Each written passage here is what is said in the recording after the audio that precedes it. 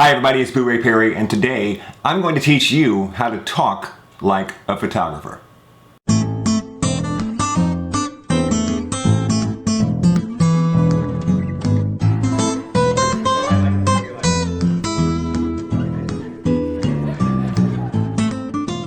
Before we get started, don't forget to check out my podcast. It's called Photobomb. It's available anywhere that podcasts are found. We've been doing it for 5 years now. It's a lot of fun. I guarantee you are going to like it, so be sure and check it out. And also, join my group on Facebook. It's called Pro Photo Talk with Boo-Ray Perry. It's a great community of photographers, and we have a lot of fun there, and we ask each other questions, and we work out problems together, and I would really love it if you would come and join us. So, I made a list of how you could talk like a photographer. I actually used my Facebook group to get ideas for this list, so you should join for that reason too. And I wrote all these things down. These are things that photographers say and words that they use and phrases that we use that if you're not a photographer, you don't know what we're talking about. So maybe you're just starting out, right? Maybe you're just learning, or maybe you're a veteran like me and you just get a kick out of writing down all these weird things that we say. So I thought what I'd do today was I would run down them one by one, tell you what they are, and then define them for you, and you can decide if you want to start using them too. All right, let's get started. The first one on the list is my favorite, and it's also the funniest of the entire group, and it's chimp or chimping. And you might hear it used like this. Someone might say, "Oh, I was so worried about my flashes going off at that event that I was chimping every single shot." Or someone would say, "Oh my gosh, all my pictures were out of focus." What? Didn't you chimp them? Chimping is really just another word for review. So if you've got your camera and you take a picture, and then after you take the picture, you look at the back to see what the picture looks like, or you can look through the lens and see what the picture looks like if you have a mirrorless camera, you are chimping. You're just reviewing the picture. It's called chimping. But the reason it's such a great phrase is why it's called chimping. Chimp is short for chimpanzee. And the reason is because people will do this. They will take a picture, and then they'll look at the back, and they'll start looking at their pictures, and they'll go, "Ooh. Oh, oh, yeah, oh. And they start to make monkey noises while they look at the great pictures that they took. They are chimping the pictures on the back of their camera. The next word is a very simple word, and it is capture. And the reason I included it is because if you are a photographer, you never say that you are going to take a picture. You're not going to take a picture. You are going to capture an image or make an exposure. It's kind of an elitist, weird thing that photographers do, but it's very rare that you will see a photographer who will say, "Well, so I took a picture of this flower." They'll say, "Well, I captured an image." So what was that capture like? I don't know if we do it to try and differentiate ourselves from everybody else, from the amateurs to make us feel special, but very rarely will you see a photographer say, "I took a picture." Next up on the list is blown out, and particularly blown out whites. When you're talking about the white areas in an image, if there's no detail in the image whatsoever, that image has been overexposed, but we tend to refer to it as blown out. So someone might say, "Oh my gosh, I was taking pictures of the beach the other day and the sky was blown out in every single one of them." And another photographer knows that that means the sky was completely white and there were no clouds, you couldn't see anything in the sky, no blue, it was just blown out. Now on the opposite end of that spectrum is another term that we use for the blacks, and it's called crushed. So no one will say, "Oh, it was so underexposed that the blacks, there was no detail in the blacks." What they'll say is, "Oh, the blacks were crushed. I had a bunch of crushed up blacks in that image." So remember, if there's no detail on the whites, they are blown out, and if there's no detail on the blacks, they are crushed. It's much easier to say blown out and crushed than it is to say detail. Next up is how we describe how things are out of focus.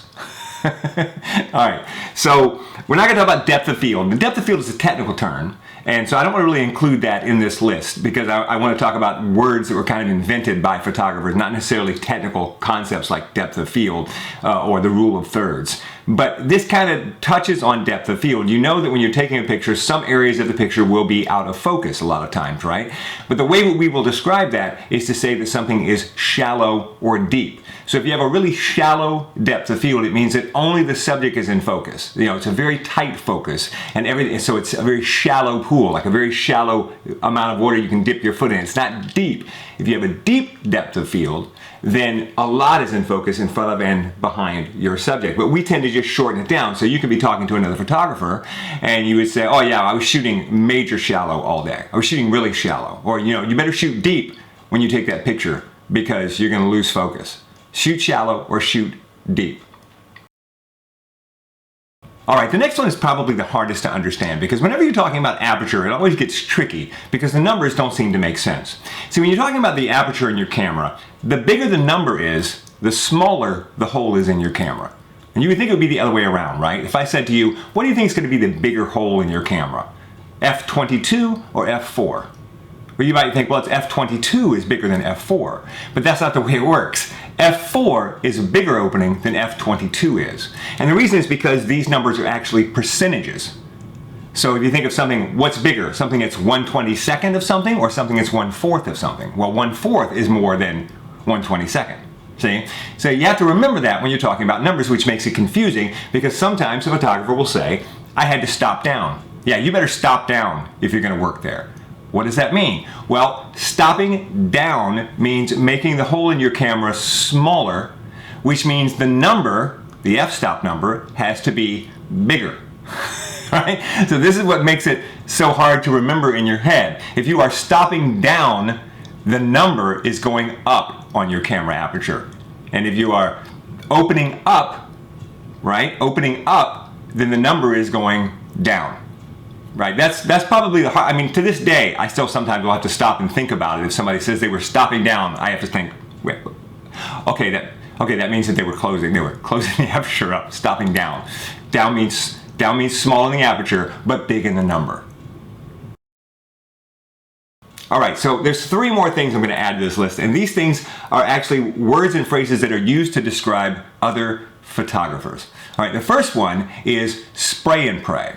And spray and pray is a technique of photography where you basically just take a million photographs and then you hope that you have some good stuff in there. You are spraying and praying that you have a good picture. Spray and pray. And it's usually used to describe people who shoot weddings and events. You know, they're spray and pray. If someone comes home and they say, yeah, I shot a wedding today and I took 8,000 photos, then another photographer would be like, yeah, that's spray and pray. You shouldn't have to take 8,000 photos to get 500 good ones, right? You're spray and pray. Okay, so it can be kind of derogatory, but not necessarily. Sometimes spray and pray is just what you got to do to get the shots that you want. The next one on the list is shoot and burn. Shoot and burn is used to describe a photographer who takes pictures and then burns them to a CD and gives them all to the client. It probably doesn't apply anymore because we don't really deliver CDs so much anymore. A lot of times we just deliver them automatically. We do over the internet or we give them to you maybe on a little thumb drive, which I guess could kind of be called a burn. But that's what shoot and burn means. And it is usually derogatory because photographers who are experienced or more high-end, they look down on shoot and burn photographers because they feel like they're lowering the standards of the industry because you're giving your clients 100 photographs from their session when they couldn't possibly need 100 photographs from their session. Also, of that 100, there's probably only 10 that are really, really good. And so you're giving them all of this bad product. And what it does is it fools the client into thinking that quantity means quality. So they say, well, when I worked with this photographer, I got 100 images. When I worked with this photographer, I only got 10 images. And what they don't think about is that, yeah, of the 100 images that they got, only 10 of them were really any good. The rest of them were throwaways, right? That's a shoot and burn photographer. They shoot and they burn. Now, that's not the same as being a spray and pray event photographer because event photographers, part of the contract is that you give them everything from the shoot. Well, I mean, you edit down, but you still give them everything you shot that day. But if you're a portrait photographer, you tend to only deliver the images that are the very best, the ones that the client picks out so that you can fix them in post. Shoot and burn photographer, where you say, I charge one price, I shoot for an hour, and I just give you everything on disc. And that's a market. There are absolutely people who want that from their photographer and photographers who will provide that to them, but very few photographers who do that can really make a good living doing it. It's just unfortunate that that's the way it works. And then the last thing you hear, and you really probably shouldn't use this anymore because it's kind of derogatory, is imwac. MWAC. And imwac stands for Mom with a Camera. And the phrase started coming out about 10 or 12 years ago when the housing market collapsed. And suddenly all of these people were losing their jobs and they needed money. And so a bunch of people, a lot of them were moms, a lot of them said, hey, I'll become a photographer because I have a camera and I love taking pictures of my kids. So I'll become a photographer to make extra money. And the people who were in the business started calling them moms with cameras. So you might heard it used like, well, I was out at the park today doing a family session and there was an imwac over there and she wasn't even using a light.